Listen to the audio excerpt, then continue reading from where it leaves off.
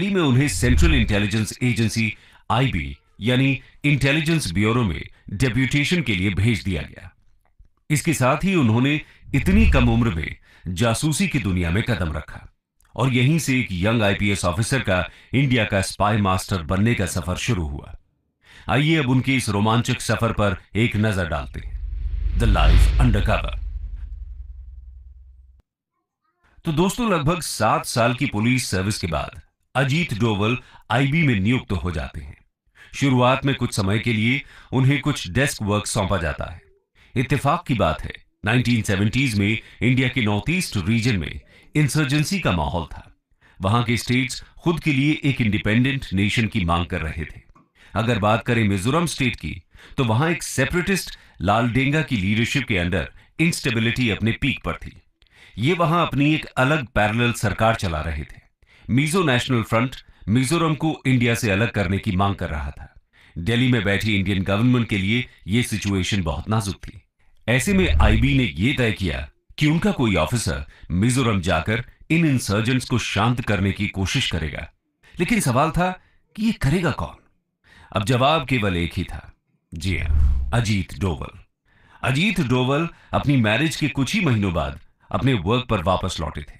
जब उनको मिजोरम की हालत का पता चला तो उन्होंने खुद आगे आकर वहां जाने की बात कही। सबको कहीं ना कहीं इस बात का भरोसा था कि अब ये सिचुएशन सॉल्व हो ही जाएगी। खैर, वहां जाकर उन्होंने अपनी खास रणनीति बिछाई और एक एक करके सभी दुश्मनों को ढेर कर दिया। असल में लालडेंगा अपना आतंक अपने 7 कमांडर्स के बलबूते पर फैलाता था। ये 7 कमांडर्स लालडेंगा की सबसे बड़ी ताकत होने के साथ साथ सबसे बड़ी कमजोरी भी थे और अजीत डोवल ने उनकी इसी कमजोरी पर वार किया। उन्होंने इन 7 में से 6 कमांडर्स को अलग अलग तरह से लालच और दिलासा देकर अपनी तरफ शामिल कर लिया। यहां लालडेंगा को जब यह पता चला कि उसकी असल पावर तो उसके हाथों से जा चुकी है, तब उसको भारत सरकार के आगे घुटने टेकने ही पड़े। कुछ समय बाद लालडेंगा और भारत सरकार के बीच पीस टॉक्स कराई गई। इसी के साथ मिजोरम के सेपरेटिस्ट मूवमेंट को खत्म किया गया। वहां चुनाव करवाए गए और आखिरकार अजीत डोवल का यह मिशन कामयाब रहा। मिजोरम के इंडिया के साथ सक्सेसफुल एक्सेशन में अजीत डोवल के इमेंस कंट्रीब्यूशन के चलते उनको प्रेसिडेंट्स पुलिस मेडल से नवाजा गया। इतने कम सर्विस ईयर्स में अजीत डोवल ऐसे पहले ऑफिसर थे जिनको इस पदक से सम्मानित किया गया। खैर, मिजोरम के बाद ऐसा ही कुछ सिक्किम में भी हुआ। सिक्किम तब तक इंडियन यूनियन का पार्ट नहीं बना था। सिक्किम के राजा इंडिया के साथ एक्सेशन नहीं करना चाहते थे, लेकिन एक बार फिर अपनी चाणक्य नीति से अजीत डोवल ने सिक्किम को इंडियन यूनियन के साथ सक्सेसफुली मर्ज कर दिखाया। खैर, 1970s के एंड तक आते आते नॉर्थ ईस्ट की सिचुएशन तो कुछ स्टेबल हो चुकी थी, लेकिन अगले दशक में पंजाब में कुछ नई टेंशन उबाल ले रही थी। पंजाब में खालिस्तानी मिलिटेंट्स अपने अलग देश खालिस्तान की मांग करने लगे। मिलिटेंट्स के गुट अमृतसर के गोल्डन टेम्पल को अपना सेफ शेल्टर बनाकर पूरे शहर में आतंक फैलाने लगे। चीजें काबू से बहुत ज्यादा बाहर होने लगी।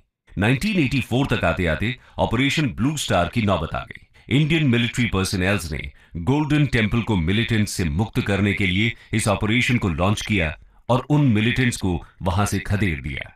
लेकिन इस ऑपरेशन के बाद भी गोल्डन टेम्पल पूरी तरह मिलिटेंट से मुक्त नहीं हुआ था। इस प्रॉब्लम का पूरी तरह सफाया करने के लिए 1988 में ऑपरेशन ब्लैक थंडर लॉन्च किया गया और इस ऑपरेशन में अजीत डोवल की बेहद अहम भूमिका रही। आपको जानकर हैरानी होगी कि इन बचे हुए मिलिटेंट्स की जानकारी निकालने के लिए उन्होंने एक रिक्शा पुलर का भेष बनाया। इतना ही नहीं, इस भेष के साथ उन्होंने उन मिलिटेंट्स पर ऐसा जादू चलाया कि वो ये मानने के लिए तैयार हो गए कि ये रिक्शा पुलर एक पाकिस्तानी इंटेलिजेंस ऑफिसर है जो उनकी मदद के लिए वहां आया है। बस फिर क्या था, इसी बात का फायदा उठाकर उन्होंने उन मिलिटेंट्स के साथ गोल्डन टेम्पल के अंदर रहकर उनकी हर छोटी बड़ी जानकारी इकट्ठा की और इंडियन आर्मी को सौंप दी। इसी जानकारी के आधार पर ऑपरेशन ब्लैक थंडर लॉन्च किया गया और अजीत डोवल इसको पार लगाने में कामयाब रहे। इसके अलावा अगर हम बात करें पाकिस्तान की, तो ये शायद अजीत डोवल के वर्क फ्रंट का सबसे क्रूशल प्रोजेक्ट रहा। जैसा कि हम सब जानते ही हैं, 1972 में इंडिया ने अपना फर्स्ट न्यूक्लियर टेस्ट कंडक्ट किया। यह टेस्ट सक्सेसफुल होते ही पाकिस्तान मानो तिल मिला गया। इसके तुरंत बाद पाकिस्तान के nuclear scientist doctor A.Q. Khan ने पाकिस्तान न्यूक्लियर प्रोग्राम को डेवलप करने के लिए चाइना और फ्रांस से मदद मांगी। फ्रांस को जैसे ही पाकिस्तान के एंटी इंडिया एम्बिशंस की भनक लगी, वैसे ही वो उस प्रोग्राम से पीछे हट गया। लेकिन चाइना ने पाकिस्तान का हाथ नहीं छोड़ा। उधर नॉर्थ कोरिया भी पाकिस्तान के न्यूक्लियर प्रोग्राम में उसकी मदद कर रहा था।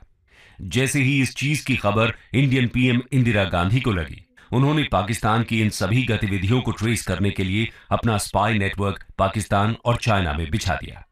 अजीत डोवल को पाकिस्तान भेजा गया।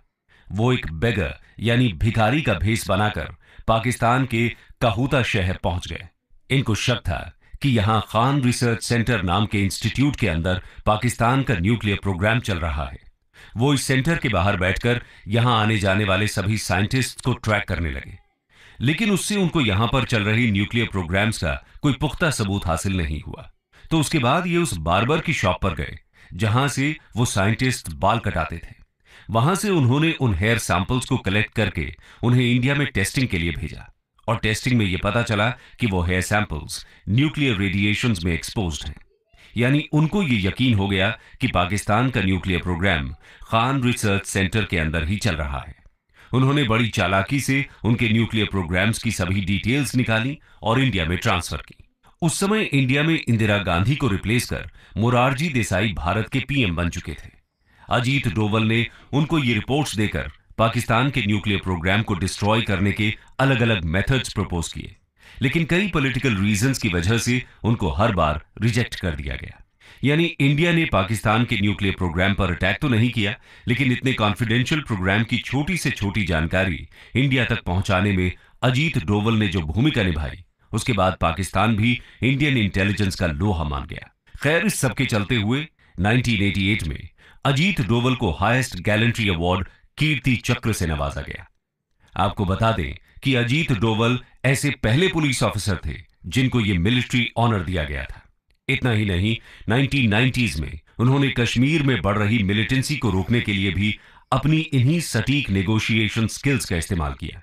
उस दौरान कश्मीर मिलिटेंट्स के आतंक से बेहाल था। अजीत डोवल ने यहां आते ही एक पाकिस्तान द्वारा फंडेड कश्मीरी मिलिटेंट कूका पारे के दिमाग को कुछ इस तरह मैनिपुलेट किया कि जो कूका पारे पाकिस्तान का एजेंट था, वो अजीत डोभाल से कुछ ही बार मिलने के बाद पाकिस्तान के खिलाफ भारत की मदद करने लगा।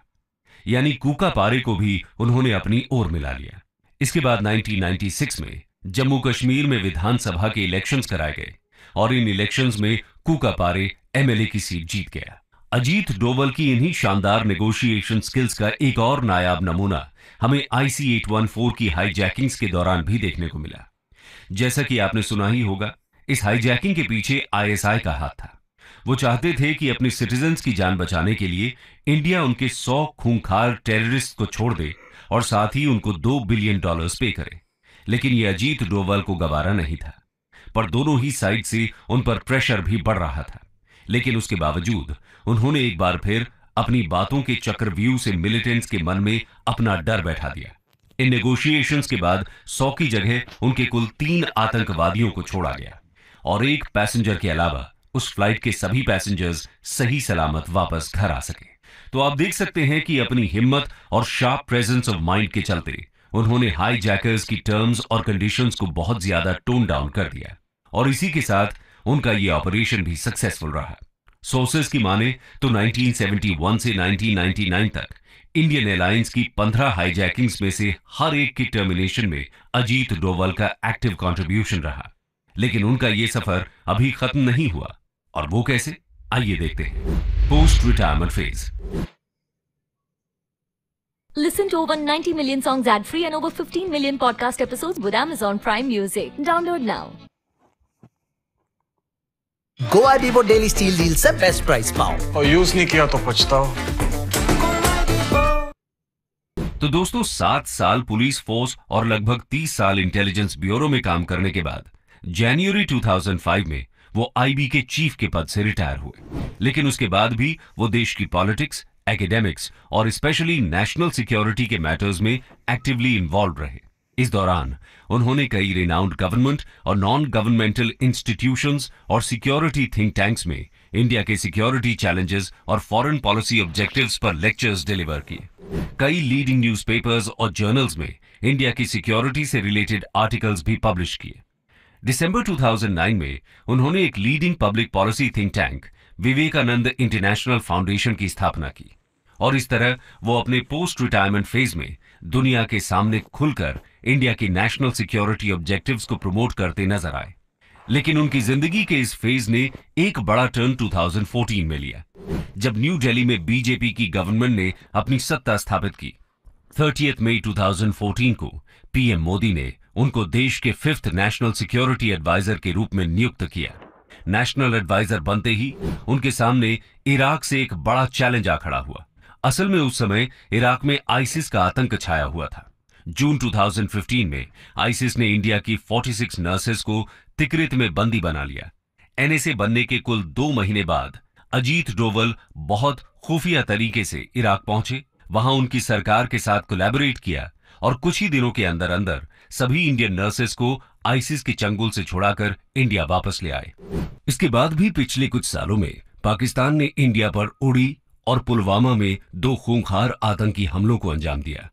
इन दोनों हमलों के रिस्पांस में भारत की ओर से जो सक्सेसफुल सर्जिकल स्ट्राइक्स हुई, उन दोनों के मास्टरमाइंड और कोई नहीं बल्कि खुद अजीत डोवल ही थे। आपको याद होगा कि पुलवामा की सर्जिकल स्ट्राइक में विंग कमांडर अभिनंदन का प्लेन पाकिस्तान के इलाके में जा गिरा और वो पाकिस्तान के कब्जे में आ गए। जाहिर है कि पाकिस्तान उनको इतनी आसानी से छोड़ने वाला नहीं था, लेकिन अजीत डोवल ने यहां से अमेरिका फोन घुमाया और वहां से उनके काउंटर पार्ट ने पाकिस्तान पर प्रेशर बनाया और कुछ ही घंटों के अंदर विंग कमांडर अभिनंदन को बाइज्जत इंडिया को सौंप दिया गया।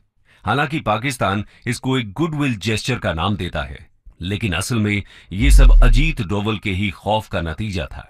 तो दोस्तों, ये वीडियो खत्म तो हो जाएगी, लेकिन अजीत डोवल की वीरता के किस्से कहीं खत्म नहीं होंगे। उनकी जिंदगी की कहानी असल में इतने थ्रिल और रोमांच से भरी हुई है, लेकिन अब तक आप ये अंदाजा लगा ही सकते हैं कि अपने 30 साल लंबे जासूसी के करियर में उन्होंने कैसी कैसी खूंखार परिस्थितियों को अकेले फेस करते हुए पूरे इंडिया की सिक्योरिटी को सर आंखों पर रखा।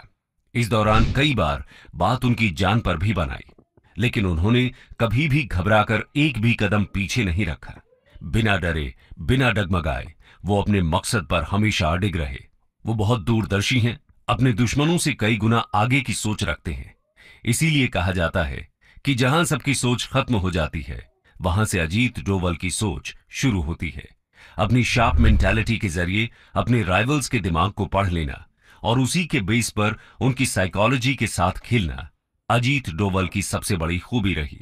इसी के बल पर उन्होंने अच्छे अच्छे मास्टरमाइंड्स के प्लान्स को फ्लॉप कर दिया। इसके अलावा अपनी मातृभूमि की रक्षा को लेकर उनका जुनून और हिम्मत उनको उनके हर काम में सफलता दिलाती गई। तो दोस्तों, ये थी कहानी इंडिया के सबसे powerful spy master Ajit Doval की।